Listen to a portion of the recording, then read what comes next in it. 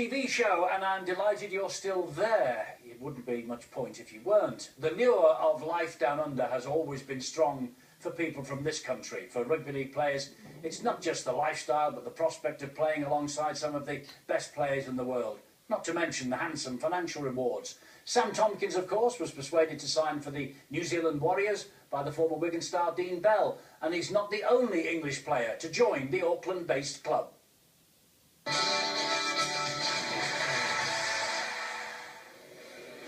In the cavernous gym at New Zealand Warriors Mount Smart home is everything a professional rugby league player could wish for. From high-tech hyperbaric chamber to the must-have basics, it's all here. And it's just one of many reasons why a player like Sam Tomkins opted to join them, persuaded by another former Wigan star, Dean Bell. Sam coming here is a big boost for us. I mean, we've never really sort of had those kind of big marquee players, as the Australians call it, marquee players. This will be our biggest signing. So I think that says a lot from as far as where we're going as a club. You know, we're making a statement that we want the best players to come to New Zealand. It's always difficult getting the best Australian players to come here, come to New Zealand. You know, why move? Why move the family and, you know, to come to a place they don't know? They probably see the worst of New Zealand. They come over here in the middle of winter. They go through an industrial state to get Mount Smart Stadium, and it's probably drizzling in the winter and that. And they don't realise what a beautiful country it is. But the Australians that we have attracted, and we've attracted a couple of good ones this year as well, in Chad Townsend and Jason Bakuya, they get here and they love it. And they think, oh, I didn't realise New Zealand was like that. Sam isn't the only Brit to move to pastures Antipodean. Jordan Baldwinson left Leeds Rhinos to join the Warriors under-20 side. A big decision to wrestle with, but a chance to hone his skills with and against some of the world's best players. When Dean actually rang me, I thought, wow, this is on this, and I thought, you know, what an amazing opportunity, you know, especially to play in the NRL, because that's where you want to be, you know. If you want to be a top player and you want to be a top athlete and a top league player, you know, you want to play in the NRL, because that's where all the world's top players are. And if you strive and aspire to be a top player, then this is where you've got to be. And to do it without establishing yourself in Super League first, yeah. I mean, that's a different way around. Not many, in fact, probably no players do it that way. Yeah, it's very different, because if you take, like for example, Burgess boys, Sam Burgess were quite well. He played for Great Britain. He was played Super League regular. On the other hand, I've only played 2 games for Leeds, and, you know, I'm quite inexperienced. I'm not really, you know, I haven't had many Super League games under my belt. But I think I'm going to take it one step at a time. You know, I'm gonna play 20s and see what I can do in the 20s. Hopefully, I can do good, and I can show to my coaching staff that I'm ready to play reserve grade, and then make that step to reserves. And then if I play reserves grade, hopefully I can get a shot at playing in NRL. Jordan's the next Great Britain under 18 captain, so, you know, he comes with a lot of quality. I mean, coming through the league system, you'd expect that anyway. He played his first game last weekend. He looks really good. I know the coaching staff, Matthew Elliott, the head coach, was pretty impressed with him. The charms of Auckland and of Sydney are tempting enough, but couple that with the earning potential in the NRL, then it's easy to see why players based in Europe are succumbing to the temptations of the former colonies. Maybe the financial rewards aren't there like they used to be in the UK. The game in Australia and New Zealand is just getting bigger. The NRL is just expanding and gaining more profile, and it's just becoming a huge entity in its own right.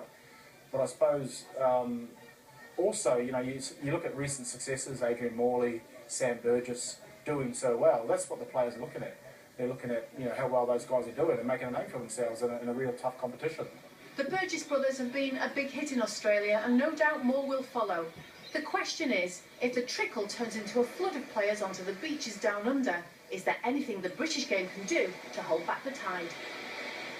So it sounds like young Jordan is enjoying it down there in Auckland with the Warriors. Someone else who should also be enjoying life in New Zealand is Sam Tomkins, and it's time for us to catch up with him again right now. Sam, we have left you alone for a fortnight or so, and it looks like it's worked. 2 wins in a row, and history at the weekend, the first ever win in Wellington against the West Tigers too, who've been going so well. We'll talk about the wins in a moment, but first of all, what's your take on young Jordan Baldwinson? How's he going? He's going really well. I spent a little bit of time training with him during the pre-season. and then he went back to the reserve side, and they come up and train with us once or twice a week as well. So I see quite a bit of him on the training field, but we're looking at all of our games. There's 2 warm-up games before it, and Jordan's featured in all of those so far. So I've seen quite a lot of him play as well, and I've been really impressed. He's a big lad, but he's pretty athletic as well. And I know that speaking to the coaches over here, they're really impressed with him too so far. That's good news. And we've got Barry McDermott in the studio here. He's been listening to that with interest, and the feature we just had seen on the programme. So give him Barry's best wishes as well for us, would you? The other thing I want to talk to you about is the current form. Started with 2 defeats, but 2 wins in a row, a try for Tompkins-esque, and things seem to be going well. Yeah, it does. As soon as I stop speaking to you lot, we've got a couple of wins. So we'll probably get beat up off Sharks on Saturday. But no, it's been good. It's not great, starting with 2 losses. But we weren't a million miles off. It was just little things needed changing, and we went up to North Queensland, and it was the toughest conditions I've ever had to play in. It was really red hot. And it was humid. As soon as you get off the plane, everybody's sweating, and it's not a nice environment. So it was good to get a sort of a tough grinding win out there, and then playing against West Tigers down in Wellington this weekend just gone was a bit a real game of 2 halves. I think first half we were not at our best, but we were competing and managed to get a try just before half time, meaning we were leading by 2 points at the break. But second half we came out and really clicked and played as we wanted, and we blew them away second half. So it was good, and hopefully that form will carry on over the next few weeks. Absolutely, you must be relieved to get a couple of wins under your belt, and you personally as well. I mean, they've been peppering you with high bombs, haven't they? Your reputation certainly went before you, but you're finding your feet. You're settling in nicely. Everything's going okay, yeah? Yeah. It's not been easy. It's certainly not disappointed with the how tough it's been, and I've made a few uncharacteristic errors in my first few games as well, which has made it all a lot more fun. So I've been trying to get those out of the game and sort of get into the rhythm of playing, the sort of rugby that I want to be playing. But I think attack wise, it's going all right, and I've got a couple of tries and that. But they put all fullbacks under a lot of pressure here, and I've got to stand up and be a little bit better under the eyeball. Well, Sam, for goodness sake, you play Cronulla Sharks this weekend. You've had 2 wins, you haven't spoken to us. For goodness sake, don't go and lose this one, otherwise you'll never talk to us again. I'm sure we'll do our best, but if we do lose, you will be getting the blame. Fair enough, we take it. We'll take it on the chin. Sam, great to talk to you. Lovely to see you. Keep it going. We'll talk to you soon. Will do. See you soon, guys.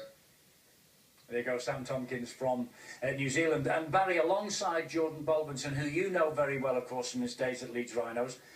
Sam and Jordan in the same club. The Burgess brothers in the same club. I mean, I know Sam and Jordan aren't related, but is it sort of a scholarship in many ways for Jordan Baldwinson I think he's going through at the minute? Yeah, and his mum and dad are the biggest Leeds Rhinos fans in the world, and they were, probably had mixed emotions when he left these shores to go and learn, what it takes to make it in the NRL. Whether he makes it or not, I think only time will tell. It certainly won't be, because he hasn't tried hard enough, because that's the hallmark of Jordan Baldwinson.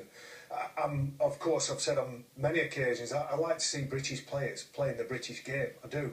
I want to see Super League flooded with young British talent. But if a young man takes it upon himself, he gets the advice that the opportunity is available to him, and he backs himself and he goes, then good on him. I think, the difference between 10, 20, 30 years ago is the world must seem like a smaller place because of satellite TV, because of the internet, because of social media. A young player from the under-19s in Widnes can talk to Sam Burgess, Sam Tompkins, James Graham over in Australia.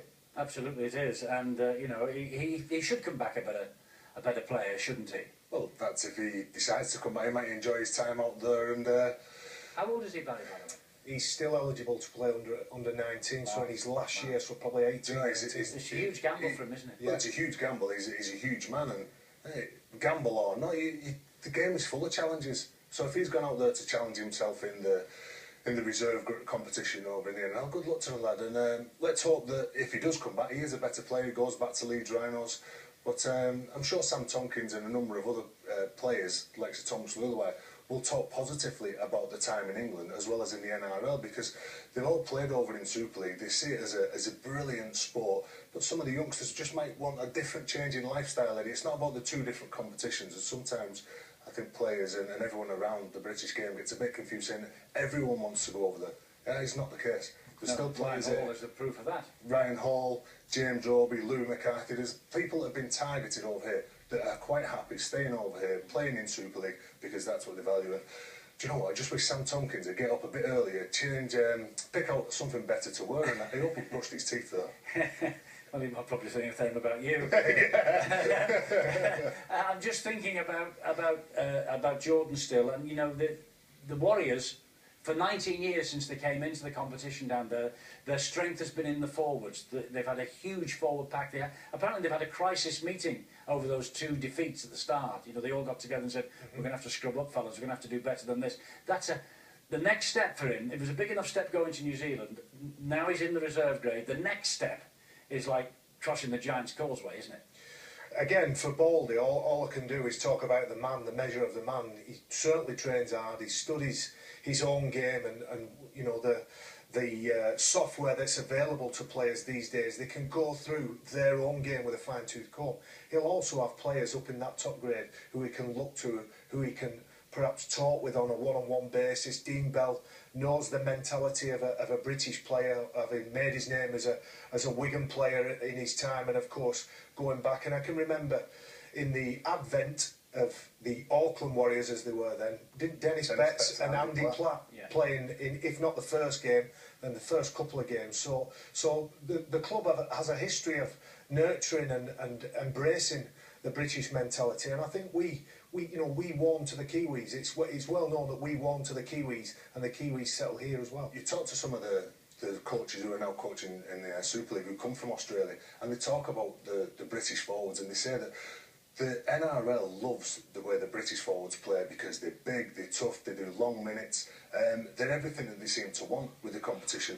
So they get the job description, they take it forward, and it's very interesting if you look at the likes of the Burgess boys, the 4 of them, the 2 twins, and Luke and Sam doing an amazing job. Yes, they are, and all the best to Baldy. Go on, to Baldy. Okay. I thought that was just me. Okay, right, let's bring you